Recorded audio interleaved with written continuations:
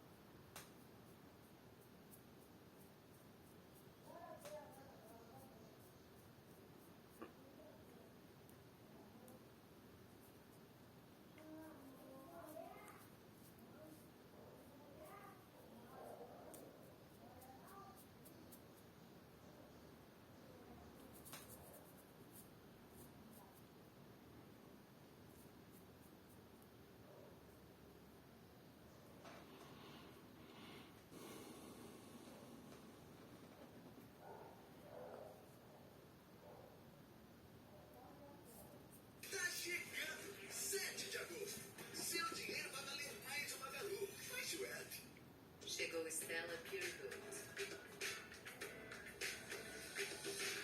Todo sabor de Stella com menos calorias. Aprecie com moderação. I love to adventure. I've been to almost all 50 states. I've seen my fair share of diversity within nature and people. My main reason for travel is to explore the wilderness. Sometimes I will backpack in the Rocky Mountains, drive through national parks, and then drive through the desert. Growing up on the East Coast, I didn't get to experience the desert much, so I tend to favor the desert drive over the mountainous drive. I've been doing this for a couple of years now, and I haven't experienced anything too odd in the desert, other than the sheer feeling of loneliness. My favorite time to drive through the desert is at night, because the stars majestically illuminate the terrain. About a month ago, however, I saw more than just sand and stars on this particular drive. I was driving through the desert in Arizona. Nightfall was closing in on me, Isso aconteceu de which verdade? was one of the best times. The sunset across the desert brought me to a whole new place. A inteligência artificial está ficando cada vez Because in a sense, A inteligência artificial I was out there. Eu vou fazer chá aqui. Normally I would bring my dog with que é, deixa a cortina aberta, então tá calor aqui. so I was Quer que ligue o alone ventilador this aqui? time.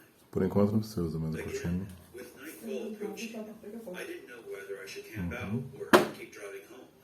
I figured my parents would want to see me, and I was only about an hour from the house, so I continued through the quickly darkening desert. If any of you have ever been through the desert in Arizona, you would know that you occasionally see horses and other animals along the side of the road. So seeing figures on the side of the road in the middle of nowhere isn't anything out of the ordinary.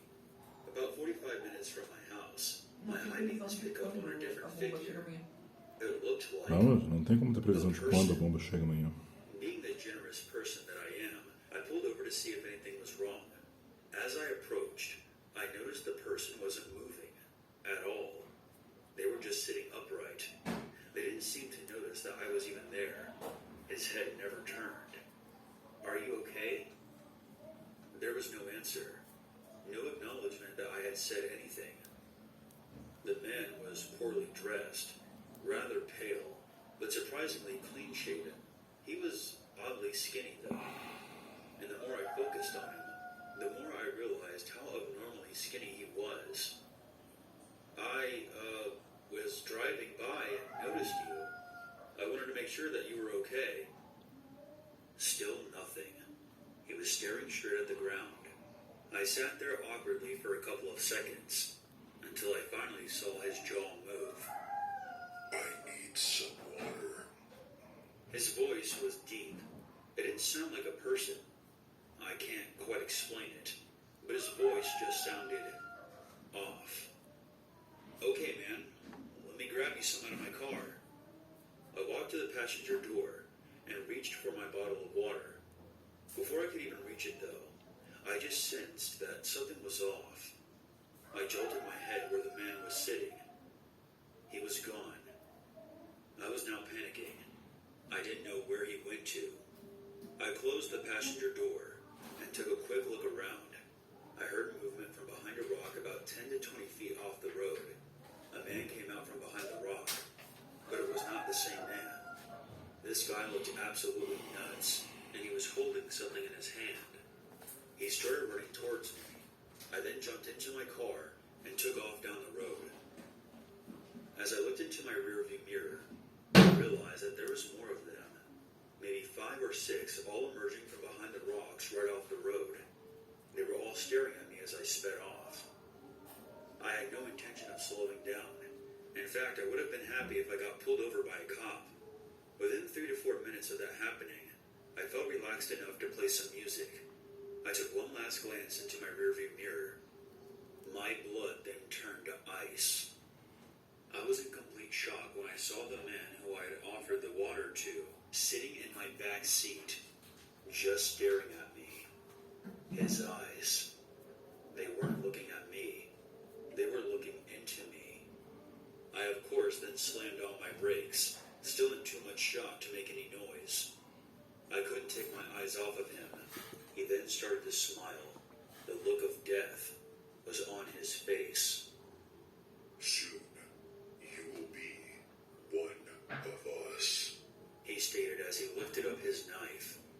I jolted out of my car, and as soon as I did, I could hear my back door opening up. This man was very fast, inhumanly fast, and I knew that I wouldn't be able to outrun him for long. Are you ready? The deep voice said as he quickly approached me. It was now completely dark out. I had no clue where to go. It was over, or so I thought. There were headlights approaching us. At this point, I was a couple hundred feet from my car. I didn't hear the man behind me anymore. I waved down the car that was approaching me. Thank God the driver saw me and stopped. After explaining to the man what happened, he tried calling the police, but sadly, there was no signal. His name was Mark, and he agreed to follow me home just in case anything else happened. He also had a pistol on him, which really made me feel safe. After about 35 minutes of driving with Mark behind me the whole way, I finally made it back home. After thanking him, I went to go check the backseat of the car to see if my stuff was still there, or if the man had left anything. Luckily, everything was still there. I did, however, notice a sheet of paper on the top of my backpack. I took it and opened it up. You aren't safe. You will soon be one of us. The note read. A chill ran through my body. I was startled by the sound of footsteps in front of my car and jolted up. The dog threw up, my mom said, standing right in front of my car. I looked back inside. I didn't say anything to my parents. They probably wouldn't have believed me anyway. I figured that I would call the police and let them know what happened after they left. Oh yeah, some guy stopped by looking for you about 20 minutes ago. Who? I asked. I don't know, it was some skinny guy with a really deep voice. He didn't talk much, but he did give me this letter to give to you, so here. But try to find more normal friends, please.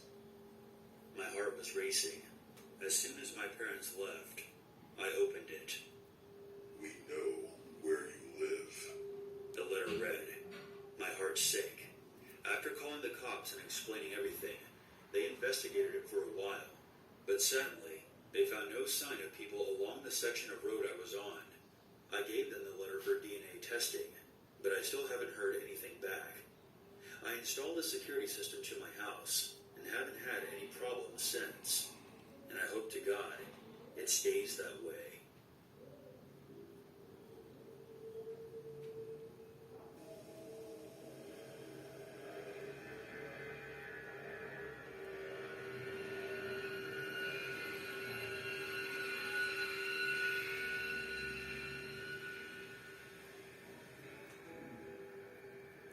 There is a single stretch of I-70 in Utah between Salina and Green River.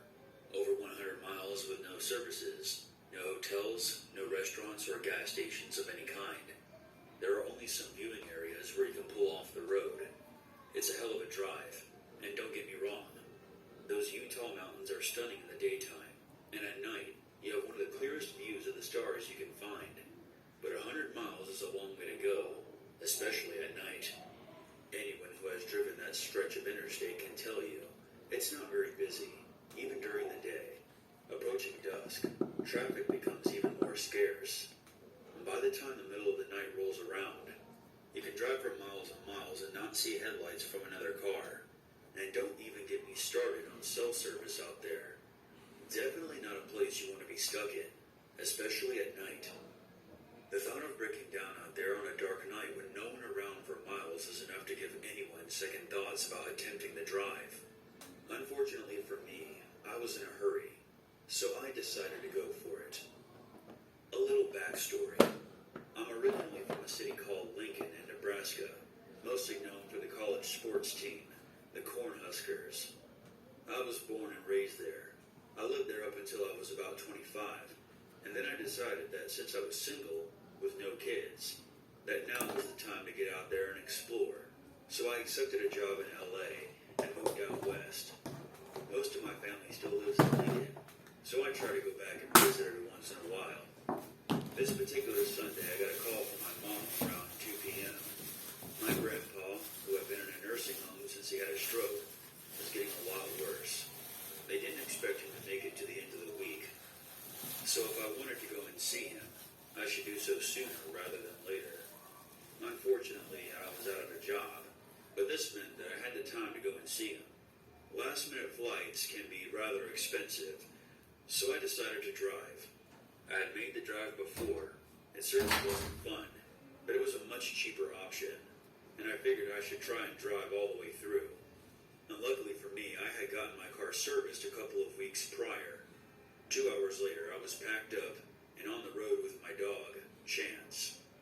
It was a pretty uneventful drive for the most part. Daylight faded, and I remember being disappointed that I would be driving through Utah and most of Colorado at night, and I would miss out on the beautiful scenery. I love looking at the stars, but it's hard to enjoy them when you're driving 80 miles per hour. And since I was in a hurry, I wouldn't be stopping to get a better look. So I resigned myself to just singing loudly to keep myself awake. We've all been there, right? A little after midnight, I finally got to Salina, Utah. I passed the billboard that warned motorists of what's to come. No service for 110 miles. It's paid for by the city of Salina, and it's a good thing, too. According to the gas station attendants, several times each week someone comes walking up to the building because they ran out of gas. So I stopped and filled up, and was immediately back on the road. It had snowed recently. The roads were clear, but there was still snow shoveled off to the sides. Now, I'm the kind of driver that speeds everywhere I go. The speed limit on this particular stretch of road is usually around 80 miles per hour, so I'm typically going about 90, except on the steep grades, which there are plenty. I've been driving about 30 minutes at this point. I had passed a few cars several miles back, but they're too far gone to even see their headlights. Have you ever driven on a road alone late at night and just marveled at how dark it actually is and how alone you actually are? Sometimes when I'm on a drive like that and I get to a long stretch of road, I like to turn my headlights off as I'm driving, just for a few seconds, just to see how it really looks when there's almost no light around. It's almost cathartic. Suddenly, as I'm driving, I hear a loud pop and the car jerks right, or maybe it was left. I can't remember. My low tire pressure indicator is flashing, and I slam on the brakes after I straighten out the car. I pull over to the side of the road and put on my emergency lights. Shannon's is going nuts. I've blown out a tire before, so I already know what to expect as I step out of the car. My right front tire is completely flat, and I tried to examine the tire more closely to see what actually happened, but even with the flashlight on my iPhone, it's still too dark to see. I checked my phone, and of course, there's no cell service. I roll down the rear passenger window so Chance can stick his head out and get some fresh air while I replace the tire. I get to work, grumbling under my breath that, of course, I'm just about halfway to Green River, and I'll have to go the rest of the way on my spare tire, which would significantly slow me down. I removed the spare tire and the jack from the trunk. I went to go get started. As I made my way back up to the front of my car, I froze. Someone was walking towards me, their silhouette barely visible at the very edge of my headlights. Chance didn't make a sound. They continued walking until they were about 30 feet away from my car. I couldn't make out any distinct features. They were just tall, 6'5", maybe 6'6". At this point, no cars had passed me going east since I had pulled over. So after the initial shock of seeing another person, my first thought was, where did this person come from? They just stood there, unmoving, staring at us. Chance still didn't make a sound, but he was now staring at the figure ahead like I was. I won't lie, I was scared shitless. Who was this person? Where did they come from? And why were they just staring at me? Why isn't Chance barking at them like he does everything else that moves? I put down my spare tire and hesitantly asked, "Hello?" I was still hoping that my eyes were playing tricks on me. No response. They didn't move a muscle. It was under 10 degrees and they weren't even shivering. "Hello?" I asked again, a little louder this time. At this point, I'm starting to wonder if this person requires assistance more than I do. I open my mouth to speak again, when I finally hear something. "Do you need help?" the man faintly asked me. For the first first time, I can tell that it was a man, based on his voice. It wasn't as deep as you might expect from a man his size, which struck me as odd, but he still hadn't moved. "Where did you come from?" I asked. "I didn't see any taillights in front of me, and no one has passed me since I pulled over. How long have you been out here?" I started walking towards the front of my car slowly, the tire iron clenched firmly in my hand. The man made no visible movements, but again he said, "Do you need help?" I stopped walking and tried to get a better look. I couldn't make out any physical features, but I could tell he wasn't dressed for winter. I was in sweatpants, a winter jacket, and was still freezing. But here was this man wearing a short-sleeved shirt. He kept his face pointing down the whole time. At this point, I'm really starting to freak out. "Do you need help?" This time, his voice sounded all wrong, as if he was struggling with each word. I started inching my way around the front of my car, to the driver's side door. If nothing else, I could get in my car and lock the doors. I still had my tire iron, but I never thought of myself as a physically impressive person, and I knew that if it came down to it, this tire iron may not help me overcome the difference in stature. He spoke again. "Do you need help? Do you need help? Do you need help?" His voice becoming more urgent. He finally takes a step towards me, still repeating, "Do you need help? Do you need help?" He was speaking faster. I quickly moved around the car and found the driver's door handle. Just as I'm about to pull it open, a light appears behind me. I instinctively turn around to see a pair of headlights coming my way down the interstate. Chance starts barking loud. I whip back around, expecting to see the man closing in on me. But he was gone. Chance was still barking. "Hello?" I yell out, but there was nothing. No breathing, no movement, no response. I stood there for a couple of seconds, unsure of what was happening. The car coming down the highway passes me. They don't stop. I can't blame them.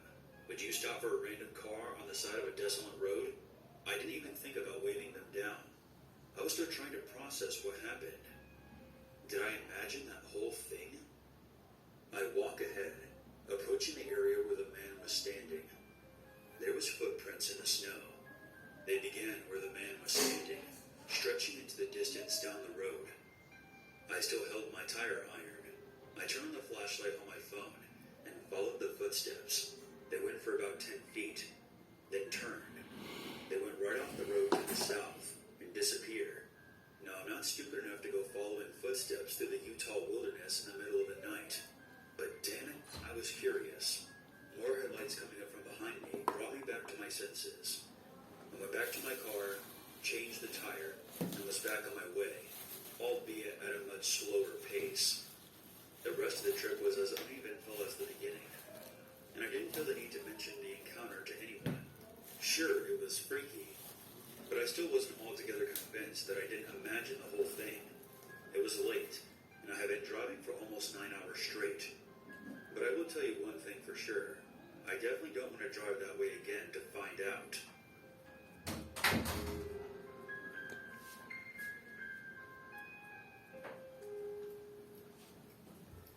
So my trucking route is from here in Connecticut all the way down to Kentucky and Tennessee. It's a pretty good run. I get to see pretty much all of the sights the East Coast has to offer, but there's one area of the country that gets pretty wild, and that's the area around the Appalachian Mountains. You guys probably know that it's one of the poorest areas of the country, one that got really screwed over as the coal mining jobs started to dwindle and the local economy went down the pooper.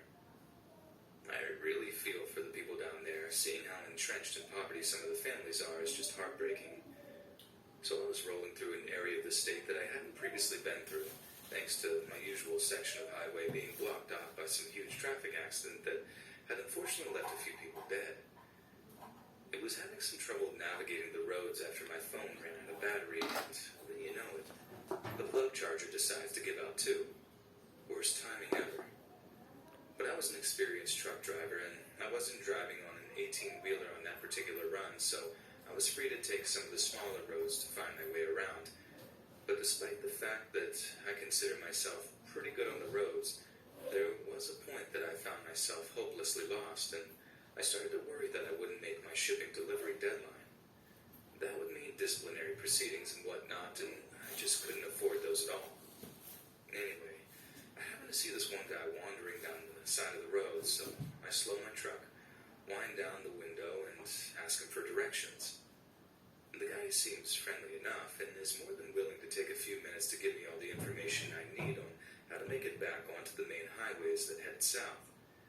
But then I start asking him if there's anywhere nearby that I'd be able to get some lunch, as it was getting towards 1 in the afternoon and I'd only managed to get myself a pretty meager breakfast. The guy seems to think for a minute, scratching his head, taking an unusually long time to think of an answer to a question that usually takes like seconds to answer. It's rare to be anywhere in West Virginia where there isn't a Cracker Barrel within a few miles, so why he didn't just point me in the direction of one of those was beyond me. When I pressed him, he told me he knew of an old family-run place that did the best chicken fried steak in the entire county, maybe even the state. Suddenly, all was forgiven. I might be a northerner, but I'll be darned if I turn down a good chicken fried steak. All that was taking so long was for him to try and remember the best way there that wouldn't take me down some run-down old dirt road, one which might get my truck stuck on it, which really would have left me screwed. So after a minute, he gives me some pretty detailed directions towards an old strip mall. He told me it was mostly abandoned, but that restaurant was still there, along with a few other small businesses, and not to pay any mind if the place seemed quiet during lunch, as it did the majority of its business in the early to late evening. I was happy enough, thanked the guy, then set off following the directions he'd given me. It took me a little while to find the old strip mall the guy was talking about. It was honestly a little frustrating to drive past a couple of chain restaurants and whatnot, given that I was so hungry. But man, if I wasn't craving some of that country-style chicken fried steak, and if it was a family-run place, then all the better. That chain restaurant stuff just doesn't cut it compared to a real home-style cooking. But eventually I actually find this run-down old strip mall the guy seemed to be talking about, and it was little wonder the place was in such a state of disrepair. It was way off any highway. There was absolutely no signage for it, literally nothing to let anyone know it was there. But even worse, I saw zero indication that there was any kind of restaurant open in any of the units. I wasn't about to give up so easily, though, as I did see one place that had a big old sign over it saying something like Mama J's Country Kitchen, or some variation on that, so my hopes were restored. That's when I see a guy open up the door of the place, stepping out into the afternoon heat and staring over at my truck. I gave him away from the driver's side, overjoyed that I was finally about to get some decent food on what had been a long, lonely drive from Connecticut. I figured he hadn't seen me do it, that the sun was obscuring his vision or something just because he continued to stare back at me. Anyway, I get out of my truck, lock the doors, and start walking over to the restaurant. I call out to the guy like halfway across the parking lot, asking if they were indeed open for business. Again, the guy doesn't react. He just keeps staring at me in a way that I now notice is distinctly unwelcoming. Something in my gut just told me to stop walking. I had this creeping feeling all over my body, like something was telling me that something was horribly wrong with this whole setup. And no sooner had I started feeling distinctly vulnerable than the guy reached behind his back, pulls something out of his back pocket, and puts it on his head. I thought it was like a woolly hat at first, but then he pulls it down. It's like a balaclava. And then I notice something else in his hand, a small revolver. I turn and start running back towards the truck, and as I do, I see a few other guys emerging from the derelict units, each running towards my truck to try and cut me off. Each had some kind of weapon in their hand, be it a knife or an iron bar, and seeing those just made me run even faster. Thank God I got that gut feeling when I did, otherwise they'd have definitely made it to my truck before I did. I threw the door open, jumped inside, and locked the cab behind me, trembling as I rummaged in my pocket for the keys. The bandits surrounded the cab of my truck, hitting the chassis with their weapons, demanding I get out. Then the guy with the gun aimed that thing right in my face through the windshield, screaming for me to get out of the truck. truck. Acho que tá um pouco quente ainda. Mas I não had deixa no ficar muito tempo, choice senão vai esfriar. to do what I did. Dentro? I gunned the engine and plowed the whole bunch of them, knocking down those that didn't jump out of the way in Dentro com time. vento. I leaned down in my seat as I gripped the wheel out of pure Você também viu o instinct ventilador? freely and again. Não, tô bem, Thank mano. God that I Porque eu did. fechei a janela, eu fechei Because a when I porta. hit the guy with the gun, he let loose a single shot that shattered the windshield and struck the seat just above my head. I circled around the parking lot, expecting the next shot to come at any moment, but only the bandits that had gotten out of the way of my initial truck charge were chasing me. 2 or 3 were just lying on the concrete, rolling around in pain whilst holding onto their limbs. I think that's about the only thing that saved me, having the presence in mind to just ram them instead of trying to reverse out of there. If that had been my choice, I might not be around to tell you all this. I got out of that parking lot, speeding off blindly in the first direction I could, until I found somewhere to safely park up and call the cops. The sheriff's deputy I spoke to told me to swing on by the department when I was next able to so I could give a statement, and I did so. But not until I actually managed to get myself some lunch, as not even the terror of almost getting hijacked could dull my appetite. I guess that makes me sound pretty fat or whatever, but you guys need to appreciate just how hungry I was. Down at the department, however, I learned that I was not the first truck driver to have run into these bandits. How I'd been just unlucky enough to ask directions from one of their kinfolk who had directed me to the rundown strip mall just before calling his buddies to let them know I'd be there. At least, that's the only conclusion we came to once I described the guy I'd asked directions from. The deputy just seemed to nod knowingly when I related this guy's physical description.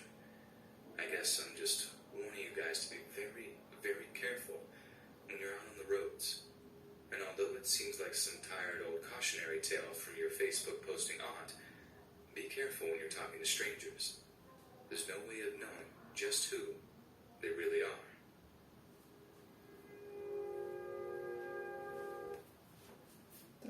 Eu vou pensando mais no A livro. couple of years ago, one of my closest friends relocated Pausa no cross-country space. with his long-term girlfriend. Pausa, A job he space. couldn't refuse. Only issue he Você vê que a porra dos alienígenas estão assustados com esse último cara. Porque ele é diferente do que eles esperavam. Ele não deveria existir. Toda a ideia deles é planejamento genético e tudo tem que sair de acordo com o plano. Ele não deveria existir da forma que ele existe. Aí depois, no finalzinho do livro, você vê que tem mais como ele surgindo. Como se fosse uma nova espécie, uma variação. E ele fala que nós não vamos voltar para a nave, que seria a nave principal. Mas eventualmente eles vão sair da Terra. Como uma nova espécie, praticamente. Tanto é que a última fala do livro e aí a árvore eventualmente vai crescer, porque essa árvore nave. E nós vamos sair para o espaço. Ela nunca vai ser uma nave espacial, nunca vai ser um ônibus espacial, vai ser uma nave. E nós vamos para o espaço independentemente. Qual a diferença? O ônibus espacial e nave. Ônibus espacial é uma coisa que vai te levar para uma nave maior. Ela vai ser uma nave própria. Dando a entender que eles vão evoluir de forma independente daquela origem Ankali. Eles ainda vão ter os genes dele e os humanos, mas vão se tornar outra coisa, eventualmente. Enfim. he had was that he didn't want to fly his dogs out with him when they made the move, since they'd be staying in a hotel for the first month. He was also a bit reticent to fly them out due to health concerns for both pets. By the time he located a home to rent, he was missing his furry babies and made the request of his sister, another close friend, and myself to drive them to him in LA. Now, we are Chicago folks, so the trip would be a long one. However, with the three of us to foot the near 30-hour drive, it would be a piece of cake. We left early and drove long hours. By the way, it was decided between my friend and I that we'd foot the majority of the drive ourselves, and if we needed to, we'd let our friend's sister do some driving. We were in a bit of a time crunch due to a snafu with the rental agreement, so we didn't have the luxury to stop very often past an 8-hour stay at a Denver La Quinta Inn. As for the journey itself, it was relatively smooth, barring getting pulled over right before entering Utah for driving 2 miles in the left lane of an empty highway. Whoops. From that point, we made it through Utah, Arizona, and Nevada without much problem until we entered California in need of gas. I had been driving for the majority of the first day and tagged my buddy in after being pulled over. I remained in the shotgun seat as navigator, searching through the GPS for a fuel stop. We kept our eyes peeled for road signs and discovered a sign pointing to Yellow Ghost Town, or something along those lines, which had a mobile station. How wonderful. It was convenient, too, as it wasn't located almost directly off of the interstate. We rolled in on a little more than fumes when we approached the pumps. Normally, we'd let the dogs out at every rest stop, but having stopped not long before then, and with both dogs sleeping snugly in the back, I decided to pump gas without anyone else leaving the vehicle. My buddy pulled up on the opposite side of a beat-up green sedan with a short, plump gentleman who just turned in to approach the shop. I noticed a few other hoopties at the pumps, all unoccupied, and there were a couple of other cars parked up near the station, most likely belonging to the employees, so nothing seemed out of the ordinary. Until I swiped my credit card. The pump rejected my first swipe attempt, which I chalked up to a misread. I swiped again, and the pump read, "Please see attendant." I was annoyed, but we needed gas. I tapped on the window and told my buddy what I was going to do, and asked if anyone needed anything. After taking their orders for Gatorade and Marlboro Reds, I walked up to the store to make a mental note of how strange this gas station was. Kind of quiet, especially for one right off the interstate, but it's no matter. As I walked in, though, more weirdness. First thing I noticed is that there were some boxes of chips just left on the floor, like someone was stocking shelves and just quit. As I veered to my right, I noticed immediately that there was no one milling about in this place. With the 6 cars besides my own out there, I felt like I would see someone. Things got even weirder when I realized that there was no one behind the counter, no customers or workers. And then it dawned on me, what happened to that gentleman who was at the pump adjacent to mine? Surely they can't all be in the bathroom. This is where I began to feel this gnawing sensation in my stomach. Something isn't right. I have always been a person who felt like I could always trust my instincts, and those instincts were screaming at me to just get the hell out. I want to run, but I hold back. I would look suspicious booking it out of the gas station that was empty, and decide to just play it cool. Natural. Don't let your body language let on to how badly you're freaking out in your head. I was probably inside of this gas station for only a couple of minutes when I left, but I stopped just before exiting to listen for something. Anything. A flushing toilet would have been a good sound, but nothing. As I entered the shop and see my car, I began to feel dread. It's like that moment in the movie where the hero's about to make it to the end of their trial, but the celebratory fanfare disappears, and in that silence, something comes and strikes them down. I'm about 25 yards from the car when I see this gentleman come out from around the side of the shop opposite of me. This is not the same man as I saw while pumping gas. He was larger and had a peculiar look on his face, and the best way I could describe it was like Nick Cage's smile from Face Off before the titular act had occurred. I continued walking towards my car, but when I turned back to look at him, he was now walking towards me with a purpose. At this point, I got the fuck back to the car with increased urgency in my step. And of course, my friend has the door to the car locked like a complete douche clown. There's also the 95-pound golden retriever sitting in my seat. Apparently, my travel companions did not notice how freaked out I was, or the creepy gentleman still walking in my direction.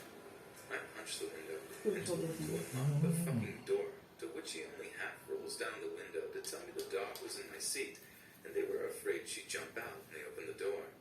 I reached my hand in and threw the dog towards the back seat as hard as I could while my friend is just now realizing how freaked out I am. He started the car and drove off quickly. I took one last look back and see Nick Cage had stopped about a pump away from where we were, still with that same look on his face. We found another gas station further down the road, this time with a ton of people inside and out. After thoroughly creeping out my friends with a story as I pumped gas, we made our way back to the interstate, which meant passing that gas station again. It's been about 15 minutes since we pulled out initially, and we go silent as we notice that those very same cars are still sitting in the same spots where we had left them. After thoroughly freaking out I received a phone call from my credit card company about $100 charge at a mobile station. The lady on the phone was really helpful in fixing the situation for me and was as entirely creeped out by the situation as we were. In the end, we made it to LA and had a great vacation, but it still bothers me as to what the hell was going on at this little gas station off the highway, and what the hell was that Smile man's story.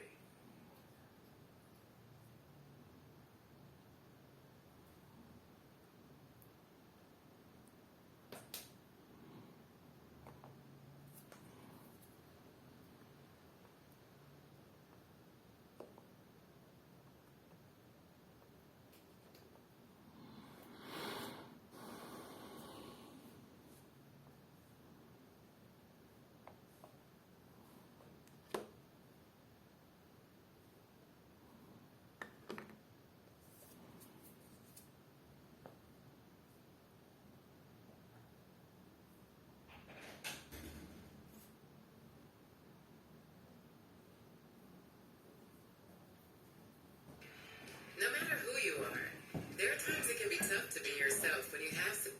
In May 2020, I moved into an apartment all by myself after moving out of a university residence. I went grocery shopping to Walmart, and this was before the masks were widely used, since they got super expensive and would run out super quickly. I remember this dude that had walked up to me when I was in the aisle, and he then asked, "Hi, excuse me, are you from Montreal?" Which I then said no. He then asked me if my name was Sarah. It's not, so I said no, and that he was confusing me for someone else. He kind of just kept staring at me until I think he ended up seeing my name on my university bus card that was hanging around my neck. He then asked me where I was given my non-white name, and I was like, "Oh, I'm from Pakistan," and he totally freaked.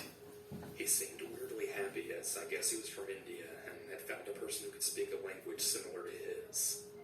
After that, I remembered that I'd forgotten my wallet at home and went to the other part of the store, then excusing myself and calling a friend.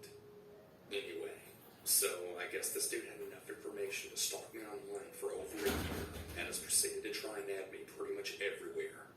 Despite me blocking him, he just made new accounts. Turns out he's a really big fan of me. That's what he said anyways. Long story short, I told the police, and they of course did nothing since the guy hasn't actually physically hurt me, nor have I seen him in public again. Just the occasional friend requests and message requests on Instagram and Facebook. The last time he tried to add me, which was last month I believe, I ended up telling him off and told him that the police knows all about him. But yeah, I really hope he hasn't been stalking me from the shadows. Given that I've never once put any information about where I live on social media, and all my accounts are private. Some people just really have issues.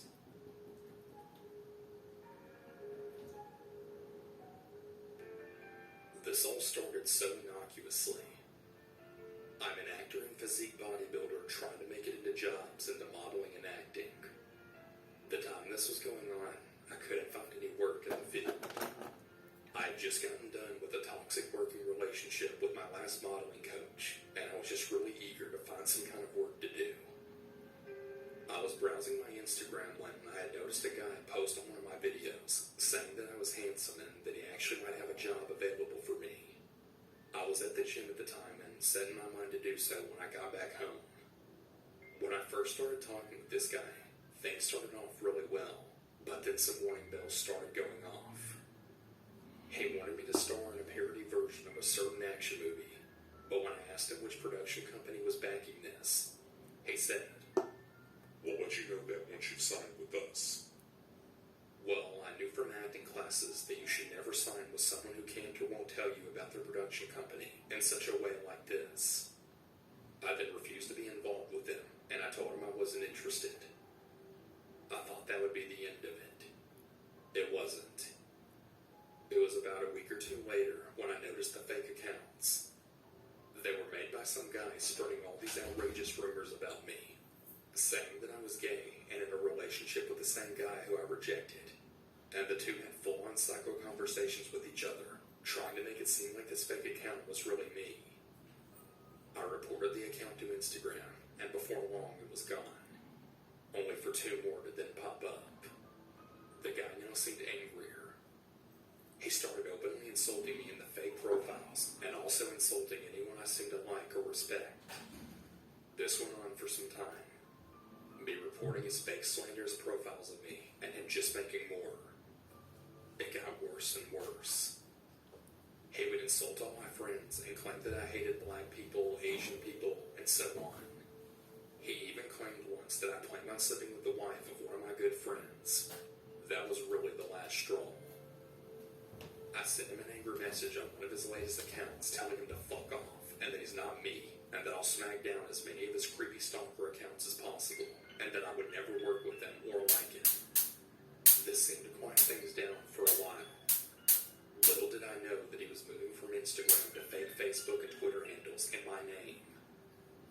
I was just relaxing after my day job one day. Nothing really going on, and I got a phone call. I answered it, not knowing who it was. It was my hometown's police department, letting me know that I'd apparently said some really disturbing things online, on Twitter specifically. That couldn't be. I didn't even have a Twitter. I went outside to meet the cops, and they said that someone using my name had actually announced that I would live stream my suicide on social media.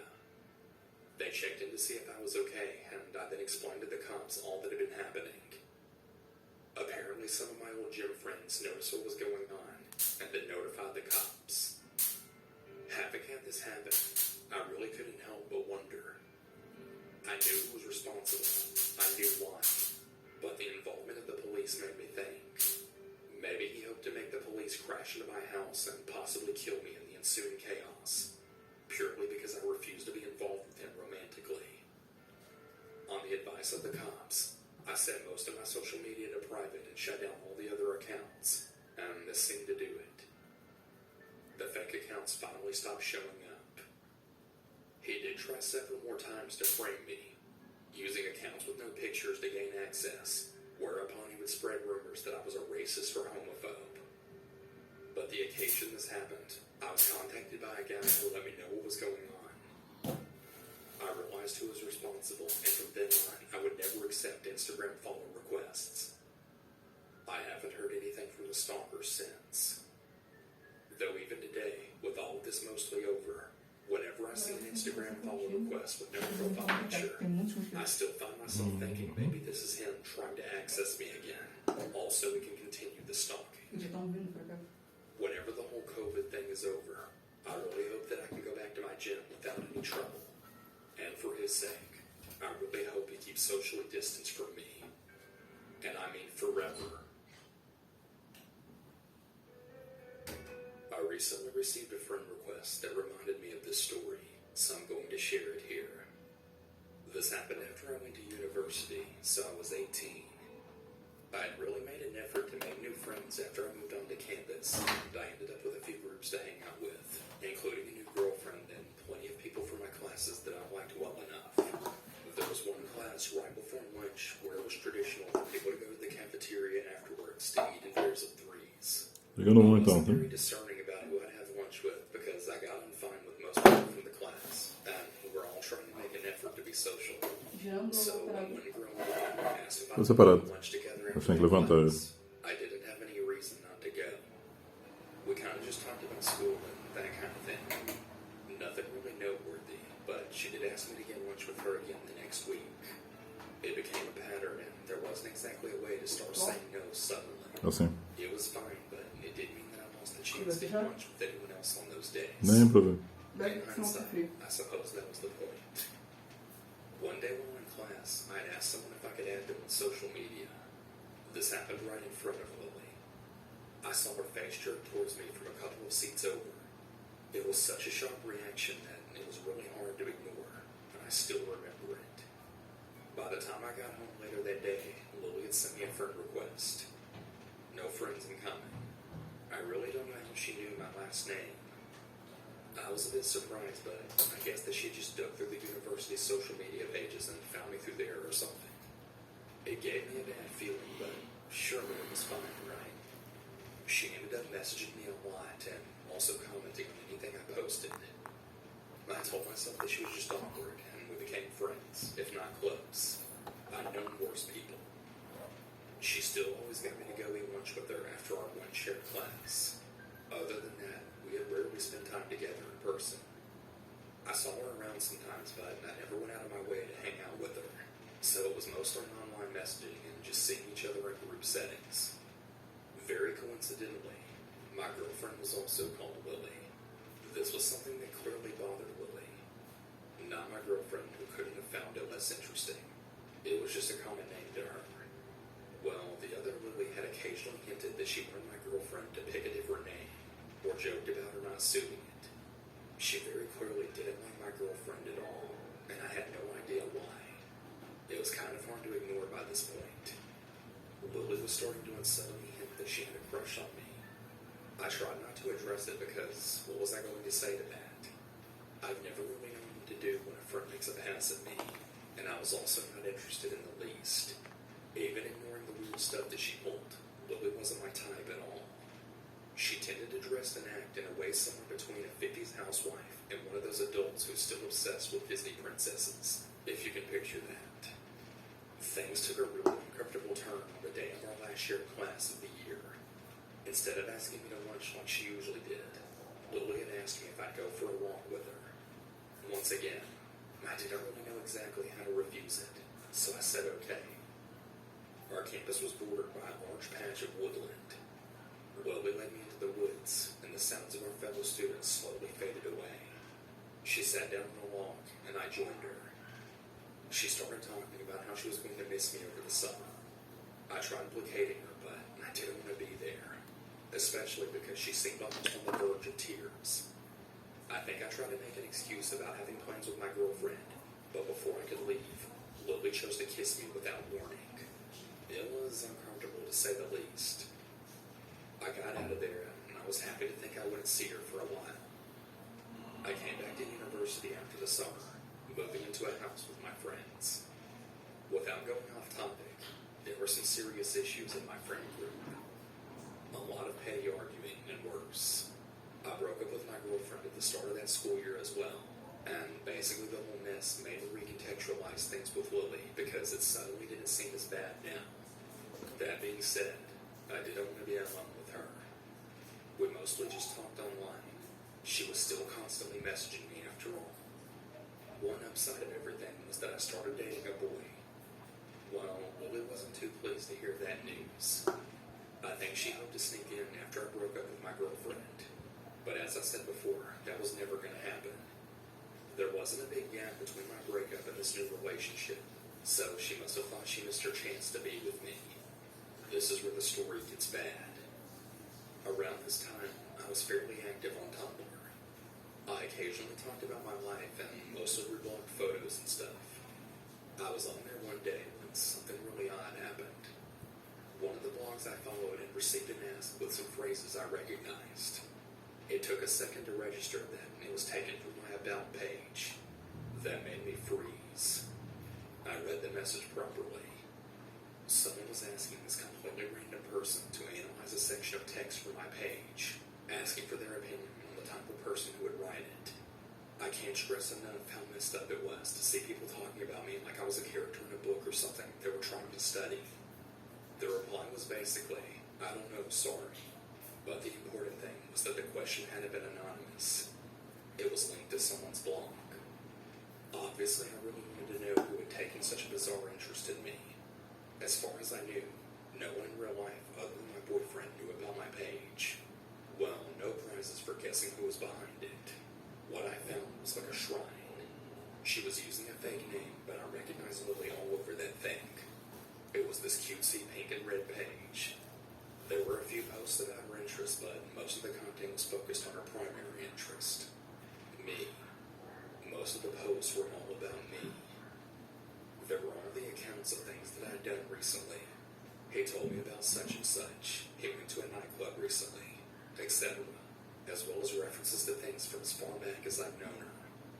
It was clear she'd been keeping tabs on me, both online and offline, gathering up every scrap of information she could find about my life and then hoarding it here in her collection.